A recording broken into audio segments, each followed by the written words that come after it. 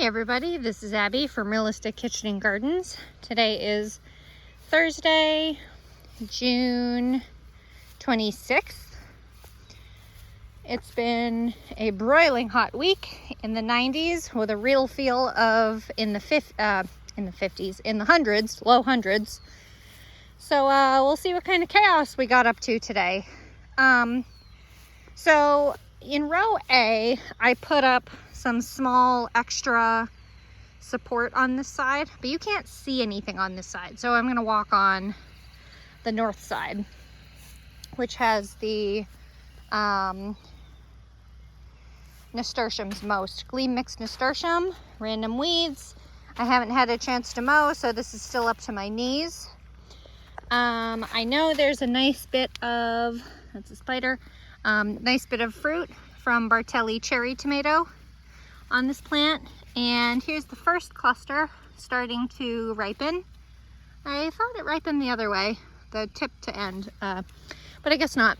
And my Gleam mixed nasturtium is doing what it's supposed to and climbing. So it's climbing and flowering. So it'll look like, and it's a lovely peach, look at that. So it'll be climbing and flowering, and I mostly wanted it to climb around along the ground like that. But that's a bonus too, so that's fun.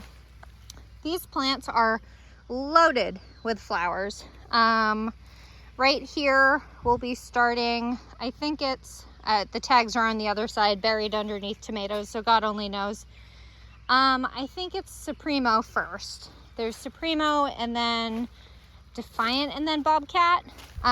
They're all, I know Supremo is the one with the egg-shaped fruit, and we're loading up. There's 7 plants. This is probably the largest fruit so far. So yeah, we're definitely getting there. No idea where the second one is. I should really move the tags to this side of the row so that we can see. But based on the shape of the fruit, this is the next variety.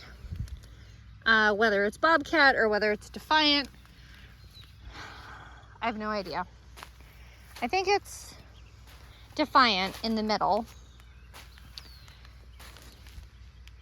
Yeah, I mean, these are doing fine. It's such a disaster. I don't know how I'm going to find any fruit in this, quite honestly. I'm hoping I can just shake the... I mean, these plants are ridiculous. These are 4 foot tall cattle panels, high, 4 foot tall, 16 feet long. But I mean, they're 4 foot tall and they're almost there. So I don't know. We'll see what happens. We're probably on the last variety by now of, I think it's Bobcat, which is another round, thick, wide kind of, yeah, there. Nice slicer type. And then these ratchet looking things are New Yorker, which, to be fair, holy moly, the fruit on that plant. But the plants themselves look awful. I don't know. The variety itself does not feel very hardy, but at least it's very fruitful. Like, look at that. So we'll see. And then a lemon. Ooh, hi, more fruit. Holy moly. No wonder your foliage looks so awful. You're putting all of your energy into fruit. Lemon basil. And then this is conserver shallot, which feels like it's starting to bulb up a little bit.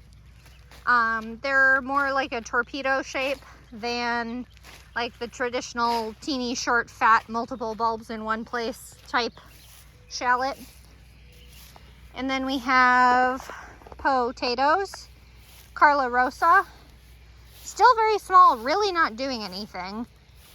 With the extreme heat, I wouldn't be surprised whatsoever if all the potatoes say, I'm done, I quit. Because allegedly after 80 degrees, they will do that. So, and then here's Eva, and it's speckled with flea beetle damage. You can see how much damage there is. There's some now, actually. Flea beetle right there. They're not fleas, they are a type of beetle. Eva has put off some flowers. Some of the bigger ones have. Like this one has put off flowers. I really need to look up if I can, if and when I am supposed to cut the foliage down to encourage faster harvesting. And then here is caribou russet, which was the first to flower. And both Eva and the other one was medium. Eva and caribou russet were both medium length potatoes, so 70 to 90. So I think we're basically there. Very sad little first brilliant celeriac with sorbet mix violas, which I need to pull all the dead flowers off again for another round, or they're done because this is round 2. But here's the celery root. They're bulbing up a little bit, nothing crazy. The first batch I got really good results from. I didn't harvest until I think August or September. So they're a pretty long grow period. So these are certainly carrying along. I need to weed the grass out of them. God, look at this one blooming its little brains out. I love it. The purple's fun. I think I like the orange most, or that bicolor one, the second one. Lupine, still doing whatever the hell. The tango celery is doing pretty good. I don't think I planted that one quite deep enough.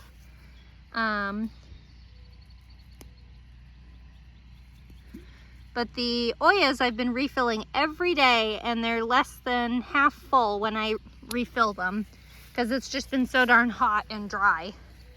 And I don't know what's going on with these two plants. I don't know if they're just too close and they've had it, but they're not in the same slot. They're kind of offset, so beats me. I may pull them, I may not. And then the 2 early jalapenos, I have harvested 1 fruit off this plant. And then here's the first of the red burgundy okra that I direct seeded a while ago. They've done pretty well. This one's small. This is, I think, the smallest. And then here's the sweet banana pepper that I started from seed that was meant to be a banana pepper. And then there's this that was supposed to be a bell pepper, but it's obviously not. So I kept this as a second sweet banana because I did want more sweet bananas than just one.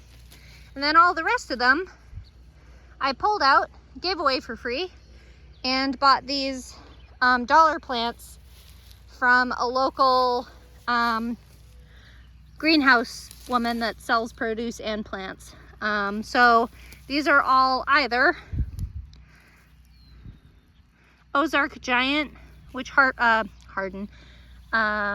ripened to red, or they are, I think, it's like Sweet Napoleon. They're both sweet bell peppers, but they've been in about a week. I've been watering well, I've fertilized, and we're just keeping them alive. This is, I think, the biggest okra, red burgundy okra, and I don't remember how big it's supposed to get, but it's only probably maybe at max a foot tall now. Ozark Giant. So the chartreuse was when they were in the greenhouse and pot bound, and then the dark green is since they've been in the ground with me for like a week. So we'll get there. Here's the very smallest okra that I think I'm gonna pull out and transplant, because the very end one down there, there's 2. Both of them seeded, and I haven't pulled the second one out yet. The Sweet Napoleon's around here somewhere. Another okra. Ozark Giant. Here's the Sweet Napoleon. So they're both supposed to be pretty good sized plants, with the fruits are supposed to be something like, I think, 6 to 8 inch blocky fruits. I think that's a lime basil. And then, you know, the red salvia is basically finishing off, the bonfire salvia. And then these are the last, this is the very last pepper of the original ones I seeded that were supposed to be sweet bell. But I think these are mini bells, or little snacky type. I meant to pull this out, but I don't know what happened. So there's that one. And then these are my 2 Thai chili, which are finally taking off plant-wise, but the fruits are still ripening. This one, there it is. It was just gonna prove me wrong. I was just gonna say it doesn't really do anything. But here's the okra with the 2 that I really should separate, and I might transplant out one of them over to where that really stupid tiny one is. I really need to move the tags for these cucumbers. I think this is Excelsior. This is the variety. I got 16 cucumbers from 3 plants last night. These are growing erectly nicely. They're climbing the trellis pretty well. They're not mounding too much, where Supremo is going everywhere. And Excelsior, I like the flavor of the cucumbers more so far. And they're prolific as hell. I mean, you can see 1, 2, 3, maybe 4 female flowers right there. Here's one, and then here's 2 of the most recent ones that seeded after I transplanted these ones out. So now begins the harvesting damn near every day, because that fruit, which is only about as long as my finger, will be that tomorrow, and then the day after that it'll be bigger than this one. And I harvest them. I could harvest that one, or I could harvest it the following day, but you don't want pickling cucumbers to get too big, because they'll get hollow and tough and not as sweet. So, but these ones have little teeny little, can I say little again? They have the spines on them, but they are not that sharp, and they brush off really easily without hurting you. So I do like that. Again, I don't appreciate the growth habit of Supremo. It's just a little too everywhere for me. And I'm kind of a all over the place, everywhere person anyway. But I grow things a certain way for my own convenience. But like, this is complete chaos. That's sitting on a leaf. That's sitting on a stem that is not. I wanted it to go so that the fruits would hang on the back side of the trellis, so I could just go along the trellis and harvest. But why would anything do what I want? Because nature. Summer Dance is having a year this year. I love this variety. It's supposed to be a greenhouse variety. But they're all having a really good year. And I don't know if it's the sudden heat. I would think the sudden heat would piss them off, quite honestly. But, so like, this is the female flower. This is not a pollinated fruit. And they're already as long as the pickling cucumber. This fruit is probably 2 or so days away from harvesting. This one I may harvest today or tomorrow. But this is why I love Summer Dance.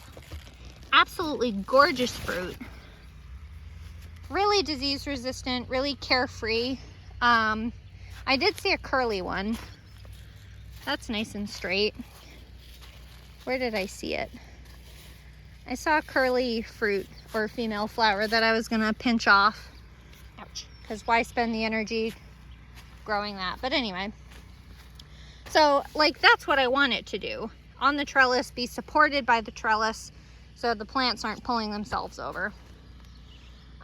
Straw flower, purple red, not quite open. The end one might be open though, down that way. And then this is Hannah's Choice cantaloupe. They're having a really good time, and I've seen a couple of female flowers, but I don't think they're pollinated yet. Actually, that one might be, just to prove me wrong. Here's one of my Oyas.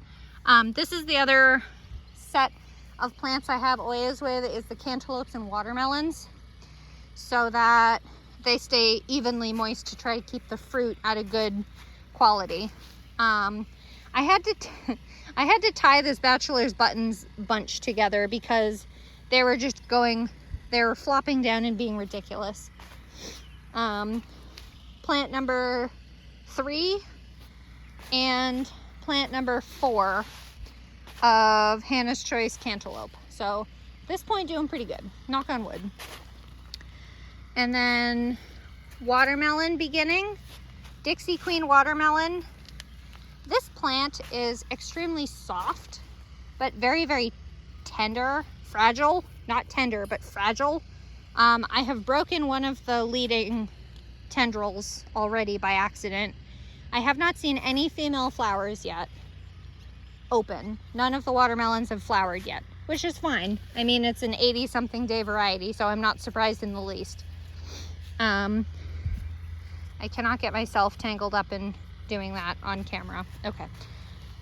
So like every night, because I've given myself this assignment apparently, every night I come out here and I get all my cucurbits properly on the arch every day. All my cucumbers, all my cantaloupes, all my watermelons, and all my squashes. This catnip is almost at my eye level. I am standing straight and looking straight, and this is how tall the catnip is. But it's starting to flower. Yippee! Cousin of mine is going to be getting a piece of this plant. So this is interesting though. This is all the same plant. So you see how white that flower is. Look how purple that one is. Pinky purple. I don't know. And then here's the largest straw flower by far, closest to opening. But even now, these petals are so like papery, like tissue papery kind of thing. Champion of England, I have cut from the ground. So it is not going to grow anymore because all the pods are full and I'm just waiting for the pods to dry so I can harvest the seed and replant in, I'd like to reseed in July so that I can start getting some right before the actual frosts. Thank God this isn't a variety that gets tobacco hornworms. That makes me think very much of one. I think I cut some surge too, but not technically on purpose. I'm gonna go back in the archway to show you this. This lemon bomb's having a grand old time. I definitely need to pull this up this year before the fall so that it doesn't take over the entire garden, because they'll try. Sarah's butternut squash, new variety to me this year. This one is very small. I've talked about it before and I don't know if it's shaded because the bachelor's button's over here, which you can see I tied also, or the watermelon, or the peas are taking up too many resources, so we'll see. This is the second Sarah's butternut squash. Gorgeous, nice and vivacious large leaves. And then here is the first of the Waltham butternut squash. Abby, don't get yourself involved in getting these up here. Just one. Just one. No. Okay. There's a female flower about ready to open. Weirdly standing like perfectly upright, but this hasn't opened yet. And then here's the second Waltham butternut squash. The first year I grew this variety, this was all up over the trellis and all over the place. So we'll see how big this one gets this year. And then this is, I think, the first of the two.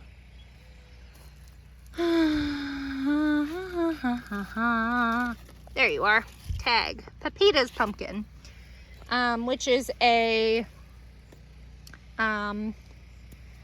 hull-less seed pumpkin. So it's a pumpkin that has the pepita seeds, hull-less pumpkin seeds.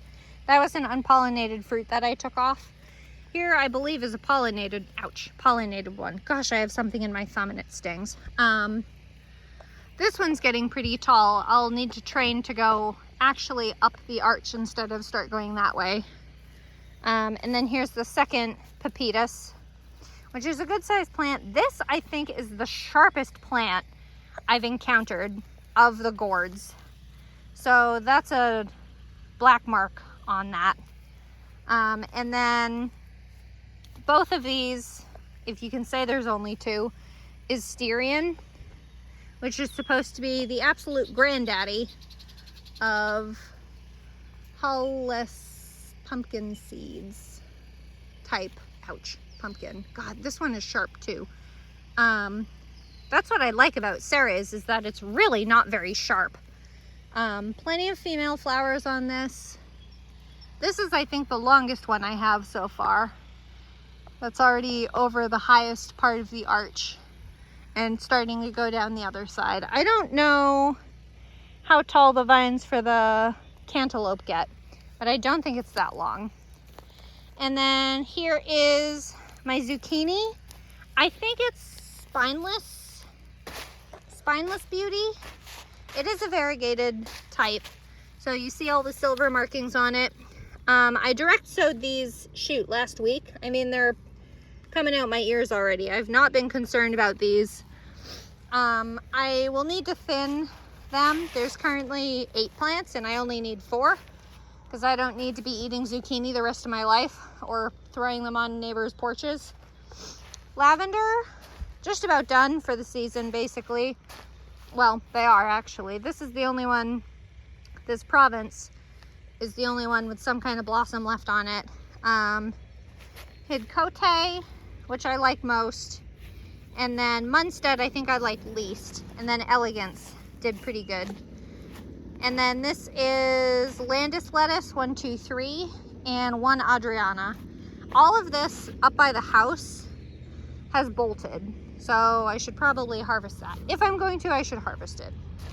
And then here's another round of Adriana lettuce, which is supposed to be heat resistant. It's all bitter as hell to me. Get off me. And then Cherry Queen Zinnia, absolute showstopper. I love these plants. I love doing flowers. It's more effort on my side, but I do really enjoy them. And then Globe Amaranth, Strawberry Fields, looks like it's starting to get some buds in there. Copper Red Strawflower, starting to get some buds. Bonanza Mix Marigolds, and a random variety of basil thrown in. I have no idea. My guess is it's probably a lemon because of the placement. And then this calendula is on the end, but it's just getting ready to open another one. Orange button calendula. Coreopsis has not come up. It's supposed to be seeded there, but I underestimated how large this petunia would get. This is Wild Violet Petunia from Baker Creek Seeds. It's one plant that starts in the center and it's crawling outward and upward. It's impressively upright.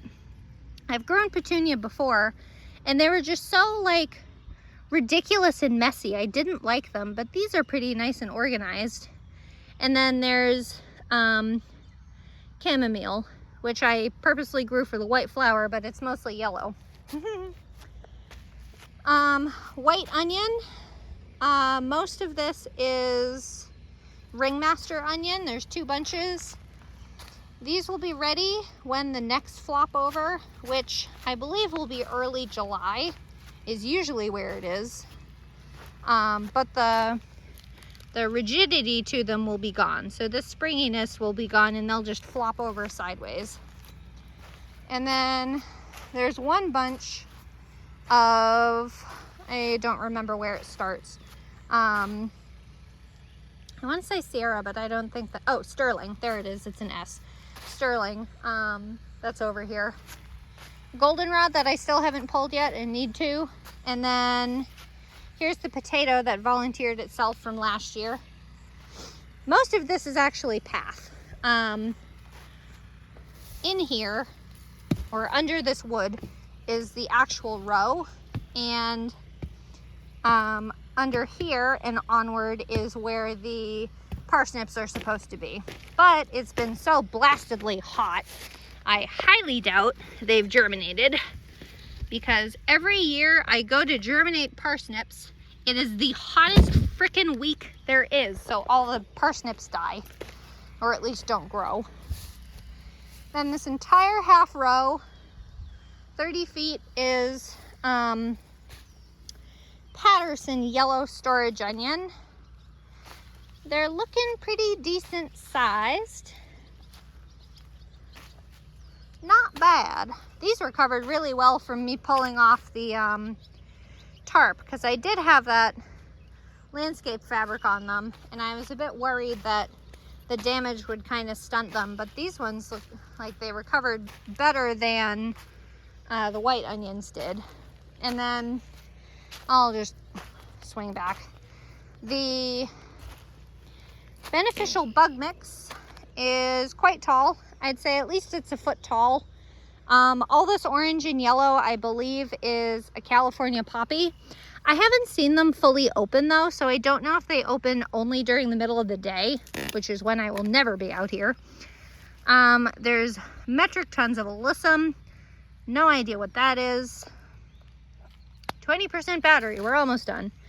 I'm fairly certain this is borage, whatever you want to call it, little blue flower that allegedly tastes like cucumber. No idea what this is, but it looks like it's ready to flower. Pretty sure this is a Cosmo. What's touching me? Grass. There's, where is it? I just saw some.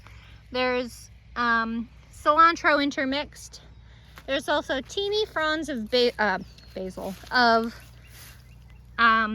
dill in here that I've been harvesting, but I've been careful to keep the very leader stem going so that it'll keep growing, so I don't have to seed any, because I'm lazy. And then that's about it. Ooh, look at that. I don't know if you guys can see that black bug right there. That's one of those beneficial waspy things. Here's a shallot from the overwintering batch. There's another one that got run over by the lawnmower and lived to tell the tale. More of that, whatever that is. That's about it. Ooh, look at all this activity. I don't know if you saw all that. Then it thins out on this side. So there's cilantro over here that I'm sure will bolt pretty quickly. And the snapdragons I transplanted out here, so I basically had nowhere else to put them. What is that? Do I want to find out? Oh, it's the edge of the, these are flowering. So there's a yellow one, there's a pink one, and it's apparently shooting off a bunch of baby stems. And then there's one more that hasn't opened yet. This is the like 6 fronds of soft neck garlic that still isn't ready yet. It's much later than I expected it, I'll tell you that. All the hard neck, whoop, I missed one. Look at that. All the hard neck garlic. Ooh, I'm surprised I was able to have at thee. Okay. I'm 5, it's fine. Ooh, I missed another one. Look at that. See it? Right there. Basically all of the hard neck garlic I have harvested the scape from, the flowering bulb, which is what this is. You can actually see it pretty nicely if it'll focus. This is the flower bulb, which has a pretty firm stem on it that if you don't, it'll focus on flowering to produce true seed, which is practically completely infertile in most varieties of hard neck garlic, and it won't focus on putting energy into the bulb. So this garlic is probably going to be ready pretty soon. I have already harvested one variety. This variety looks very ready to me. You really want the first bottom 1 or 2 leaves to be yellow. And this variety looks like it'll be last. But look at all the frickin' scapes I've missed. I think this is the latest variety.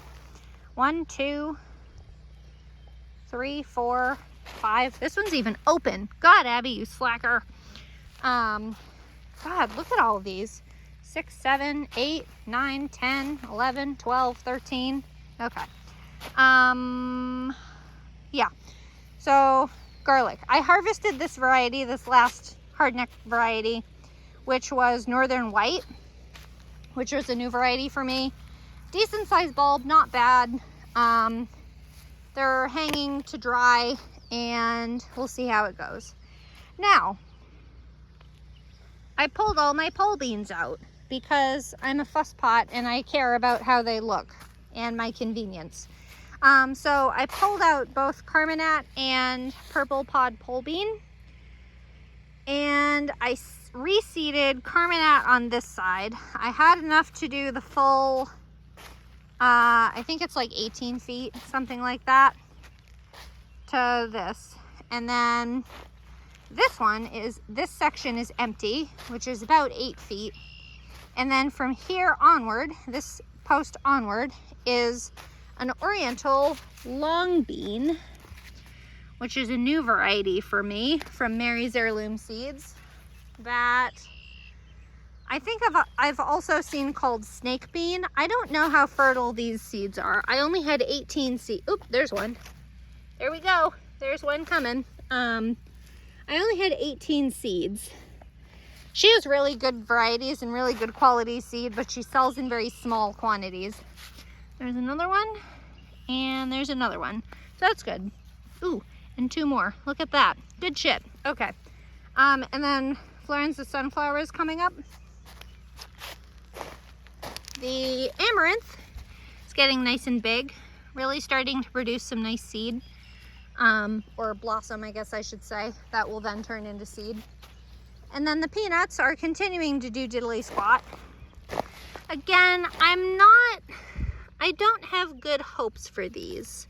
So I don't know what I'm going to do here instead, because at this rate, the peanuts won't, if they did do well, if they did produce, they wouldn't be ready to harvest until I think October, which isn't that big a deal, but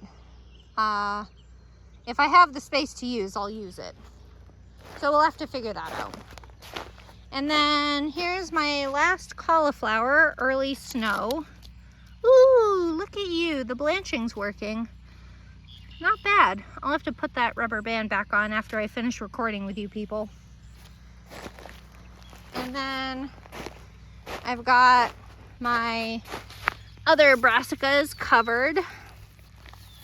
I think the most amusing part is that that cauliflower has survived the heat. Damn near almost 100 degrees of real feel humidity, and that thing has survived so far. I'm impressed. Cabbages? Yep, that's a cabbage. That's a cabbage too. They're not usually ready to harvest until July. So they're cruising. They're still going. I'm just putting my pin back in. Words and all that. Mustard in the brassica family, of course. Same as cabbage and cauliflower and all that. But I wanted these to go to seed. So this is yellow/white mustard. This is the same. And then there's 2, I think these, that are brown/black mustard, or brown mustard, sorry, which are supposed to be a little bit hotter. They're actually starting to form seed pods, excuse me, over here, which is encouraging. So once they start to dry, like puff up, get fat and dry, excuse me, is when I will harvest them for seed. Because I want them for seed like making pickles kind of seed. And then that little clump of alyssum that I seeded out. And then here's my pathetic little bit of corn. There's one random one here. There's 6. 1, 2, 3, 4, 5, 6 here. 1, 2, 3. And then 3 of that variety, which is Kickoff sweet corn. And then this is all, shoot, what is that variety name? Solstice sweet corn. 1, 2, 3, 4, and 1. And then a big gap, and then 1. And then there's 4 on one side and 4 on the other, and 1 dangler on the end. I did try to seed some coreopsis in here to kind of fill in the gaps and make it pretty and suppress weeds, but I don't know if it will germinate in this heat. Ooh, look at this.